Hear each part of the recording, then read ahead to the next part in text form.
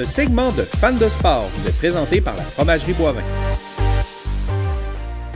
En compagnie de l'analyste des matchs de hockey du Canadien, gestionnaire et ancien gardien de but des Saguenay-Chicoutimi, Marc Denis est là avec nous à Fans de sport. Marc Denis, ça va bien? Oui, ça va très bien, merci. Merci beaucoup de m'accueillir chez vous. Oui, merci d'avoir accepté l'invitation. À la dernière minute, on sait que le jour d'un match, c'est quand même pas évident, en fait. Hein? Bien, ce sont des journées qui sont quand même chargées. Si les gens à la télé, à 19h, quand ils allument leur téléviseur, nous voient et pensent qu'il y a juste ça, il y a beaucoup de travail derrière le tout. Donc, de la préparation, des réunions de production.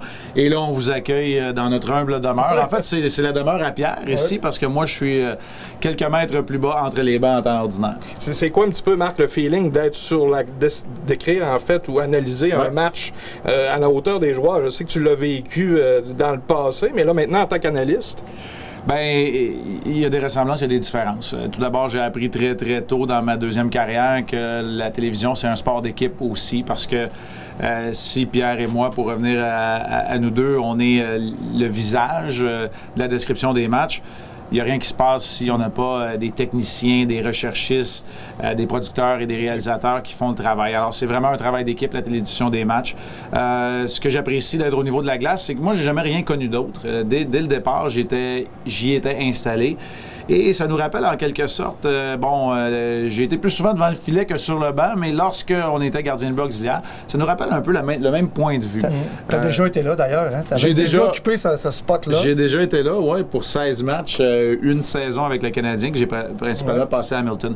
Mais ce que j'apprécie évidemment, c'est d'avoir la connexion avec les sentiments du hockey, avoir le feeling, puis tenter de les communiquer aussi aux gens qui nous regardent à la maison. Et c'est évident que c'est pas le même thrill, c'est pas la même pression, c'est pas non plus la même pression de performance au niveau de la victoire ou de la défaite. Mais il y a quand même beaucoup de gens au Québec pour qui le hockey est une passion. Je dirais pas le mot religion, mais pas loin. Oui. Et ça fait qu'il y a quand même une pression de livrer la marchandise tout de même, même si on n'a plus d'impact sur la victoire ou la défaite. Comme on disait, Marc, tu as fait les deux, en fait. Tu étais sur la glace et là, maintenant, tu es d'un autre côté. C'est quoi la différence? J'imagine que la passion, est-ce qu'elle est la même pour les deux travails? La passion est la même. J'ai dû, évidemment, apprendre sur le tas, à essayer de la communiquer, cette passion-là, parce qu'il est là le défi. Puis de trouver l'équilibre aussi entre la passion, l'analyse, les statistiques, le bon français, mais pas robotique comme j'étais peut-être au début. Alors, tu sais, il faut s'adapter, il faut évoluer aussi. Oui. Je suis différent que je l'étais à mes débuts il y a 8 ans. Je présume que dans beaucoup de points meilleurs, dans d'autres, il faut encore que je m'améliore énormément. Fait que ça se ressemble beaucoup. Mais c'est sûr que même si le Canadien a une saison un peu plus difficile, je retourne chez nous et je dors bien en temps normal. Est-ce que la routine d'avant-match, comparativement à quand tu étais gardien de but et par rapport à l'analyse, est-ce que ça se ressemble beaucoup ou c'est complètement différent? Parce qu'on connaît bien la routine d'un joueur de hockey, en fait, mais d'un analyste, c'est peut-être différent un petit peu. Ça se ressemble beaucoup. Il y a moins de temps de repos. Quand on joue, on se repose l'après-midi principalement. Je dirais que je l'utilise pour un peu de temps personnel l'après-midi. Le matin, souvent à l'entraînement ou aux entraînements des deux équipes, si la localisation géographique nous le permet. On arrive très tôt à la patinoire, dans l'amphithéâtre, normalement vers 16h. Entre les deux, je vais en profiter pour aller m'entraîner, peut-être pour aller faire des courses aussi, parce qu'on n'est pas souvent à la maison. Alors que quand je jouais, ben là, c'était vraiment du repos, très souvent un somme d'après-midi. C'est là où ça a un peu changé.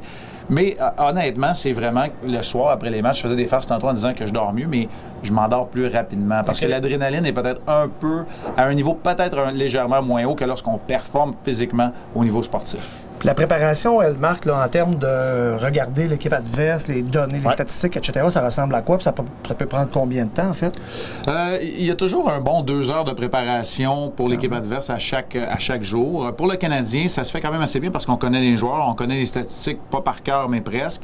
Et en se présentant aux entraînements matinaux, je ne vais pas tous les jours d'entraînement, mais l'entraînement le matin d'un match, je suis capable de parler à l'entraîneur, capable de parler à un joueur ou deux, de voir ce qui se passe sur la glace et d'avoir le pouls de l'équipe. On voyage beaucoup avec eux. Alors, on en sait beaucoup également. Pour l'autre formation, ben c'est un petit peu plus difficile parce que des fois, les équipes arrivent très tard ici pour leur match. Ils ont des entraînements optionnels le matin, donc on ne les voit pas patiner. C'est de parler à des gens, parler à beaucoup d'observateurs, parler à des gens qui font notre travail pour d'autres formations, parler à des entraîneurs. Je suis pas vieux, mais je suis assez vieux pour avoir des anciens coéquipiers qui sont maintenant entraîneurs, qui sont dirigeants dans d'autres équipes ou qui sont à la télévision. Des pisteurs, exactement, dans plusieurs formes. Donc ça prend une forme importante. Puis par la suite, ben, je vais essayer de faire peut-être des textos ou un petit coup de fil. à des gars qui les ont entraînés au niveau junior ou au championnat du monde junior, parce qu'il y a beaucoup de gars qui sont dans la Ligue nationale aujourd'hui, pour avoir un peu plus d'informations. On prépare une multitude d'informations, puis je le dis souvent, il y a peut-être un 20-25% de ce qu'on a préparé qui va passer en ondes, parce que le reste, on ne sait jamais ce qui va arriver. On ne sait pas quel joueur va être en uniforme des fois. Alors, ça se peut qu'on ait une très, très bonne histoire à raconter. Je vais le prendre pour les gens, il y a quelques semaines maintenant. Le 700e but d'Alexander Ovechkin pouvait être marqué ici contre le Canadien. Alors, on avait préparé une multitude d'informations, de reportages vidéo. Il n'y a pas eu lieu. Alors, tout ça ne paraîtra jamais, mais il fallait quand même s'y préparer. Max, on parle de ton rôle un petit peu avec les Saguenayens de Chicoutimi, malgré que tu étais un petit peu loin. Est-ce que tu es en communication constante avec Yannick Jean dans une première question? Ensuite, est-ce que tu es satisfait de l'ensemble de la saison, en fait, pour l'instant, de ce qui se passe avec les Saguenayens? Portrait d'ensemble, très satisfait. Maintenant, l'adversité, on en a connu. On en a connu beaucoup à travers toute la saison. Même quand on gagnait des matchs, il a fallu faire affaire avec nombreux joueurs blessés et blessés pour une bonne période et des joueurs d'impact aussi. Tous les joueurs sont importants dans la famille des Saguenayens. Tous les joueurs sont importants pour toutes les équipes de hockey. Quand tu as des joueurs d'impact qui sont blessés à long terme, ça devient un léger défi et on n'a pas les moyens des équipes de la Ligue nationale de hockey non plus pour avoir une banque de jeunes espoirs, par exemple, qui jouent dans d'autres ligues. Alors ça a rendu les choses difficiles.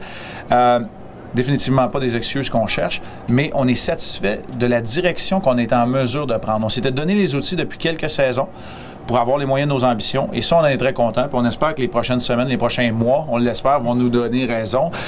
Pour répondre à ta première question, si on n'était pas en 2020, je ne serais pas en mesure de faire le travail que je fais là parce que je suis capable de voir tous les matchs. Si ce n'est pas en direct, c'est en différé tout de suite après que le match a été diffusé. J'ai accès à des bandes vidéo. On m'envoie aussi des séquences vidéo. Je parle pas mal à tous les jours à Yannick Jean. Je te dirais que je me garde une petite gêne des fois tout de suite après les matchs parce que moi, je veux avoir un détachement émotif parce que c'est pas bon que tout le monde soit émotif. Yannick a quand même deux rôles très importants d'entraîneur-chef et de directeur général. S'il fallait que le VP hockey soit très émotif et très collé sur le match, je deviendrais un partisan. Puis on en a besoin des partisans, on en veut, mais on veut pas avoir le cœur du partisan pour prendre des décisions de tête non plus. Alors, c'est comme ça qu'on fonctionne. Honnêtement, Yannick est toujours celui qui a le doigt sur la gâchette pour les décisions, mais on est là pour l'entourer. On a un bon personnel. Je parlais de sport d'équipe. C'est ce que j'adore. Et avec les autres gestionnaires qui sont là sur place, j'agrandirais ça aux membres du conseil d'administration. On a du sérieux. On se prend pas au sérieux, mais on fait le travail avec sérieux. Puis, on espère que tous les gens de la région le ressentent, la fierté qu'on a de le faire. Puis nous, on commence à sentir la fierté que les gens ont aussi. Évidemment, les partisans vont toujours être critiques, vont toujours en vouloir plus, puis ça, c'est parfait. Il n'y a pas plus exigeant que nous autres quand on veut des résultats non plus pour les Saguenayens. Mais surtout que les partisans de Chicoutimi, on le sait, ressemblent un petit peu à ceux du Canadien. Hein? Que l'équipe performe, pour eux autres, c'est important, c'est un sentiment d'appartenance. On vous suit et on n'en revient pas, là, nous autres, là, des critiques qu'on entend, puis de qu'est-ce qu'on lit sur les médias sociaux. Alors, au niveau, avec l'impact qu'on peut avoir, on essaie de tempérer ça un peu en étant conscient de ce qui se déroule sur la glace, en fait. Et puis c'est pas toujours de tempérer parce que cette passion-là, c'est aussi ce qui façonne les gens de notre région. Il faut en être conscient, puis ça, on l'est. On est tous des gens qui sont très impliqués. Bon, OK, je suis natif de Montréal, puis il y a peut-être des gens qui vont sursauter parce que tout le monde m'associe à la région de Saguenay-Lac-Saint-Jean parce qu'on est enraciné fort là-bas. Puis on est conscient. Yannick, c'est un gars de Chicoutimi-Nord. C'est un gars qui a porté l'uniforme des Sags. Richard Letourneau, notre président, c'est un partisan à long terme de cette équipe-là, un passionné aussi. Et là, je pourrais défiler la liste, c'est comme ça partout. Claude Bouchard, il n'y a pas plus un gars de la région que Claude Bouchard. Bref, alors, quand les gens ont mal, nous aussi, on a mal. C'est juste que parfois, sans parler de tempérer, il faut être en mesure de regarder ça avec un certain pas de recul, ce qui n'est pas toujours évident au hockey. Marc, en terminant, si on parle un petit peu de ton rôle au niveau du RSEQ, en fait, c'est quoi l'objectif du comité qui s'est formé dernièrement pour le RSEQ, en fait? Personnellement, j'ai été approché par Stéphane Auger, l'ancien officiel de la Ligue nationale de hockey, qui, lui, avait un mandat du RSEQ. Nous, pour ce qui est des autres, Stéphane Quintal, Stéphane Fizette, Dominique Ricard, je suis certain qu'il m'en manque aussi, on forme un comité indépendant. C'est-à-dire qu'on n'est pas rattaché au RSEQ. Évidemment, c'est un comité qui est entièrement bénévole. Et le mandat qu'on a et qu'on va avoir, c'est de travailler avec Hockey Québec et c'est de travailler avec les différents réseaux de hockey scolaire. Je devrais dire niveau de hockey scolaire parce qu'il y en a seulement un réseau. Pour donner plus d'opportunités à nos jeunes du Québec et pour améliorer la chose aussi. On ne veut pas que les joueurs soient considérés comme des clients. On veut que les joueurs soient considérés comme des jeunes passionnés d'un sport qui nous passionne aussi. On aimerait donner des débouchés au hockey universitaire aussi et je pense que le hockey collégial va se retrouver rapidement sur la planche à dessin. Alors, on n'est pas là avec nos gros sabots à vouloir tout révolutionner, mais on veut sensibiliser les gens à ce que la compétition qui est parfois malsaine en devienne une où les jeunes sont en mesure de se développer dans le meilleur des environnements. Et il n'y a pas de parti pris. C'est le RSEQ qui nous donne ce mandat-là, mais moi, mes garçons ont joué dans la LHPS, dans la RSEQ, dans la structure intégrée Midget 3. Il y en a un qui a été repêché junior, qui va à l'école aux États-Unis aujourd'hui et qui joue au hockey encore parce qu'il n'était pas de niveau junior. J'en ai un autre qui aspire à jouer junior majeur. Alors bref, moi, j'ai pas de parti pris parce qu'il y a un niveau de hockey pour tous et c'est de trouver le bon dans la meilleure des circonstances, avec les bons intervenants aussi, qu'ils le fassent pour une raison. Pour le jeune qui porte les patins, pas pour lui-même. Dieu sait que le chantier est important aussi. Il y a du travail à faire. Hein? Ça va bien, la structure est en place, mais on peut probablement faire mieux avec... Oui, on peut assurément faire mieux. Est-ce qu'on peut en faire plus? Je ne sais pas, mais on peut le faire mieux. On peut diriger ces énergies-là. Et ça va être comme ça. Pour être honnête, il n'y a pas eu, au moment où on se parle, il n'y a toujours pas eu de réunion officielle, de recommandations officielles. Les gens qui sont assis autour de la table, c'est la raison pour laquelle j'ai dit oui. Évidemment, mon assiette est pleine. J'ai beaucoup de priorités. Évidemment, la télévision des matchs du Canadien, les Saguenay-Chicoutimi sont mes priorités et ce comité-là qui vient ensuite. Si je peux aider les jeunes qui vont passer dans les jeunes gars et filles, maintenant, aujourd'hui, c'était très important de le mentionner aussi parce que ça, il y a de la possibilité de développement.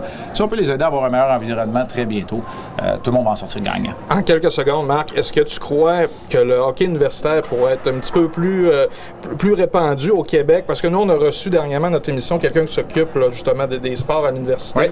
Puis on leur demandait si c'était un souhait pour eux d'avoir une équipe universitaire. Puis ils nous disaient que oui, mais est-ce que vous pouvez travailler ensemble, je pense? Dans le bon environnement, je rêve au retour des Inuks, pour être très honnête, mais ça prend un réseau. Ça prend un réseau pour le supporter. C'est pas normal qu'on ait seulement que 3 options universitaires au Québec avec le nombre d'équipes juniors majeures, le nombre d'équipes collégiales et le nombre d'équipes Midget 3 qu'on a. Il y a de bons candidats pour cette ligue-là. Il n'est pas obligé d'avoir seulement qu'une division. Ça ne veut pas dire que Chicoutimi est obligé de jouer tout de suite demain matin contre les puissances que représentent McGill, Concordia et l'UQTR. Mais à l'Université Laval, à l'Université de Sherbrooke, à l'Université de Chicoutimi, il n'y a pas de raison qu'on n'ait pas du bon hockey universitaire qui se joue dans le réseau des universités publiques québécoises également. Et j'étendrai ça. Les Maritimes sont mieux développés, mais j'étendrai ça à l'Est de l'Ontario aussi. Il n'y a pas de raison pour l'instant qu'on n'ait pas de débouchés et qu'on ne garde pas nos étudiants universitaires sur la glace également. Marc, c'est tout le temps qu'on a. Ça a passé quand même très rapidement. Merci beaucoup de ta générosité et puis bonne fin de saison RDS. Merci. Merci à vous.